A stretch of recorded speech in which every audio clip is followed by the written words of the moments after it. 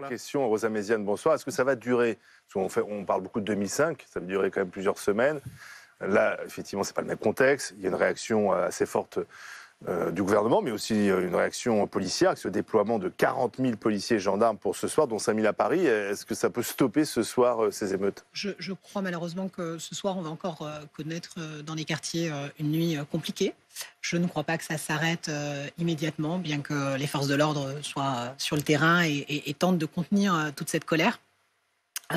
Contrairement à M. Liebig, moi, mais le fait que le policier soit en détention provisoire, donc là, il n'y a pas volonté de minimiser les choses, de minimiser les faits. Le parquet a tout de suite réagi. Le juge d'instruction suit l'avis du parquet. Je crois que la famille, effectivement, peut se satisfaire de cette décision, mais ce n'est pas suffisant pour un bon nombre de jeunes qui, en réalité, connaissent parfois et se reconnaissent dans cette situation depuis des années, en réalité. Parce que Nahel, en 2021, c'était Souel, et puis avant, c'était Adama Traoré, et puis avant, c'était Ziad Bouna. C'est-à-dire qu'en fait, les noms ne sont pas les mêmes, mais les affaires se ressemblent tristement.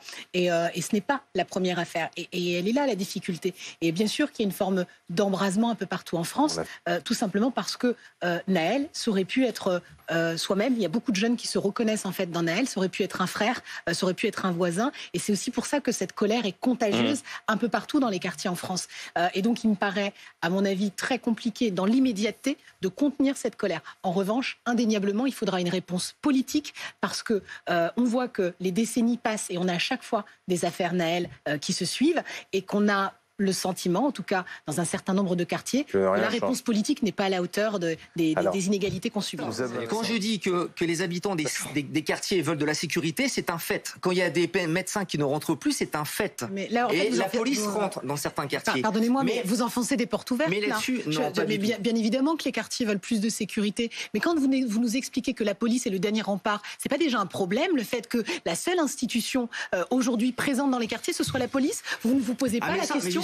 Il y a des écoles, elles ont même été prises à partie hier. Mais c'est bien la difficulté. C'est qu'aujourd'hui, quand on nous explique que la seule représentation étatique, ça reste la police, ça pose un problème. On a mis la poussière sous le tapis pendant 30 ans. Et aujourd'hui, malheureusement, nous en payons les conséquences. De quelle poussière vous parlez? Parce que je ne suis pas sûre qu'on parle de la même. En termes sécuritaires, en termes de services publics. Par exemple, quand on a enlevé les policiers de ces quartiers, on a laissé malheureusement des associations prendre le relais dans les cités. On a laissé les jeunes. Moi, je trouve ça dommageable quand même pour un député qu'on n'entende pas parler d'éducation, qu'on n'entende pas parler d'économie. Mais vous savez, quand je parle de services publics, je parle des écoles. Je parle par exemple des lieux où règne, on va dire, une très bonne atmosphère sociale. Comment aujourd'hui on peut justifier qu'on brûle des écoles, des médiathèques? Mais une dizaine d'établissements scolaires fermés après le débordement. Et pourtant, mais là je parle d'une récupération politique, je ne parle pas d'association. Là, pour le coup. Mais je ne crois pas qu'en fait vous ayez des personnes en face de vous. Justement, permettez s'il vous plaît, parce que Rosa Méziane, vous étiez cet après-midi à la Marche Blanche, qui est un moment solennel. Des médiateurs étaient présents en t-shirt rouge. Ils essayaient d'encadrer l'ensemble de la marche. Pourquoi ça a dégénéré? Alors que normalement, c'est la solennité, le recueillement, le calme, et ça n'a pu empêcher ces violences. Parce que vous voyez qu'il y a deux temps, en fait, dans cette manifestation. Il y a un temps des habitants, comme vous et moi, qui sont partis exprimer une forme de solidarité à l'égard d'une mère qui a perdu son fils unique, qui est dans une détresse monumentale, et que parce que chacun a pu se reconnaître, soit dans la détresse de cette femme, soit dans ce jeune homme qui, effectivement, pour un banal refus d'obtempérer, se retrouve effectivement à la morgue aujourd'hui. Donc oui, il y a eu ce moment très solennel de fraternité mais ça veut dire qu'une partie était venue simplement pour casser de nouveau. Je pense qu'en fin de manifestation, mais comme on a pu le voir en fait dans bon nombre de colères dans bon nombre de manifestations, certains sont là pour exprimer leur colère, d'autres sont là parfois pour en découdre. Et c'est aujourd'hui ce qu'on voit effectivement en fin de manifestation, mais c'était tristement à prévoir malheureusement. Alors, si on devait faire un résumé de la situation, en ce qui concerne l'enquête concernant le tir qui a tué Nahel, le policier a été mis en examen pour homicide volontaire. Il est ce soir placé en détention. Après la Marche Blanche, la situation est en cours. Elle a dégénéré à Nanterre, dans le centre-ville de Nanterre, du côté de Nanterre Préfecture. Et malheureusement, les policiers sont en cours d'affrontement avec des émeutiers. Ce soir, vous-même, vous le disiez, Rosa Méziane, et vous étiez présente à la Marche Blanche, vous craignez que ça se passe. Mais finalement, on est en train de se dire, c'est peut-être un passage obligé, quoi. Il doit y avoir une espèce d'explosion de violence, et puis ensuite ça va retomber ça, parce que même les médiateurs que l'on voyait sur place hier au soir, les adultes que l'on a vu tenter d'intervenir disaient on ne peut pas les calmer, ils ont entre 12 et 17 ans et c'est impossible de les faire s'arrêter, Rosa Méziane. Bien sûr, non. Bien sûr qu'on n'y arrive pas. Parce que, même les parents. Donc il y a une fatalité. Quand c'est des enfants de 12 ans, on ne peut pas arrêter des enfants de 12 ans. Tout à l'heure, M. Liebig a transposé avec les gilets jaunes. La réalité, c'est que quand les gilets jaunes ont défiguré en fait l'Arc de Triomphe, pourtant Emmanuel Macron a pris une mesure forte, il a quasiment posé 10 milliards sur la table. Est-ce que pour autant les gens ont arrêté derrière de manifester et encore de casser dans les manifestations? La réponse est non, parce qu'il y a un phénomène très complexe dans la colère, c'est qu'on peut difficilement arrêter quelqu'un qui est en pleine crise de colère. Donc oui, je crois mais quand il s'agit de mineurs, on a parlé de mineurs de 12-15 ans.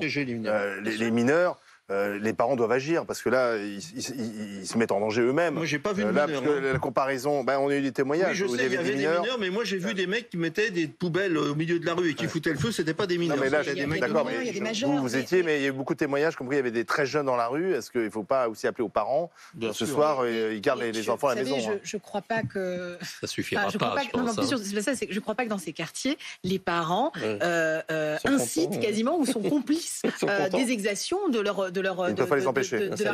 Mais c'est très compliqué de contenir un ado qui véritablement a vu tourner en boucle en fait une vidéo où on entend clairement un policier dire je vais tirer une balle dans la tête et son collègue lui dit shoot-le. C'est-à-dire qu'il faut comprendre aussi la violence de cette vidéo et on sait tous parfaitement que si cette vidéo n'avait pas existé, le policier serait à l'extérieur puisque son premier réflexe a été de dire que la voiture lui fonçait dessus. Donc il faut à un moment donné, je crois qu'on ne veut pas entendre cette colère. On ne veut pas véritablement entendre que cette jeunesse, bien qu'elle n'a aucune raison de tout péter, de tout cramer, bien sûr.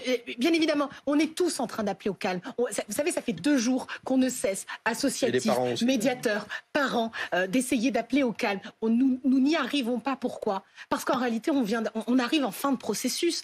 Les quartiers populaires sont un volcan en France. Et en fait, on ne fait rien pendant des années. Et quand ils rentrent en éruption... C'est pas vrai qu'on ne fait rien. Vous ne pouvez pas dire ça. Il y a eu le plan Borloo. Il y a eu le plan Borlooh. Pourquoi il y a des chantiers à Nanterre? Pourquoi il y a des travaux à Nanterre? C'est parce que justement, il y a des rénovations. Les messages... Pas dire des choses comme ça. Non, mais qu'est-ce que c'est que la politique des quartiers? Il y a un tramway, il a cramé hier. Donc ça veut dire que c'est pas un quartier qui est enclavé. Pour 65% de l'argent qui est, et je mets des guillemets à déverser, parce qu'on ne cesse de dire déverser dans les quartiers, là où on investit dans les autres territoires. C'est dire le mépris qu'on peut avoir. On investit dans ces quartiers. Donc on investit essentiellement pour quasiment 70% sur le bâti. 200 000 réhabilitations, 200 000 nouvelles constructions. Et des transports en commun. Mais ça ne suffit pas. C'est-à-dire qu'il faut comprendre encore que les quartiers... on ne peut pas dire qu'on ne fait rien. Voilà, vous reprenez là-dessus. Quand je dis je ne fais rien, quand je dis qu'on ne fait rien, c'est-à-dire concrètement aujourd'hui, on a les écoles les plus terribles et les plus mauvaises dans les quartiers populaires. Rosa Méziane et Pablo. Je crois qu'on n'a pas posé aussi une question qui est centrale dans ce qui est en train de se passer. On est en train tous de se faire l'économie du sujet qui est la police. La question des violences policières illégitimes et la question aussi peut-être de manière sous-jacente du racisme dans la police qu'a posé l'élu des Verts. Parce que je suis désolée, mais ce n'est pas la première fois qu'on a ce genre d'affaires. À quel moment, en fait, on a travaillé sur cette institution? Moi, je travaille beaucoup sur la question police-population. C'est extrêmement difficile de faire bouger les lignes, que ce soit dans les quartiers ou que ce soit également au sein de la police nationale. Le dernier qui s'est essayé, Castaner, il a sauté quasiment immédiatement. À partir du moment où il a parlé du genou au sol, il a disparu comme par enchantement. Donc il y a un moment, la police nationale ne va pas pouvoir se faire l'économie de ce débat-là. Et je crois qu'à un moment donné, on ne peut pas avoir des croix gammées sur le corps et en même temps porter l'uniforme. Je crois qu'on ne peut pas à un moment donné dire à un jeune je vais te buter et juste après tirer. Je crois véritablement que c'est un sujet que... Il y a beaucoup de policiers qui ont des croix gammées sur le corps? Ça a été défini dans l'armée également, et je crois que ce n'est pas compatible lorsqu'on sert notre pays. Oui, je crois. Je crois qu'on ne peut pas en fait avoir des groupes. Il faut faire le ménage, Guillaume. On ne peut pas avoir des groupes Telegram avec 7500 personnes où il y a des policiers, des militaires, et croire que ce n'est pas un danger pour notre République. Oui, je crois qu'il y a un vrai sujet derrière ça.